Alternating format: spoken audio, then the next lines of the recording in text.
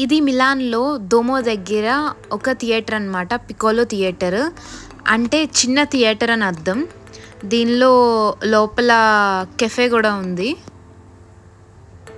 Let's go లోపలికెళ్దాం.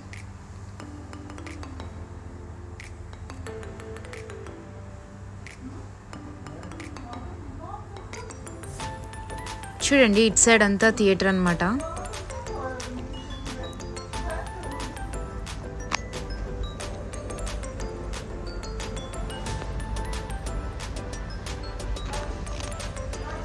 And ఇదంతా కూడా restaurant and cafe.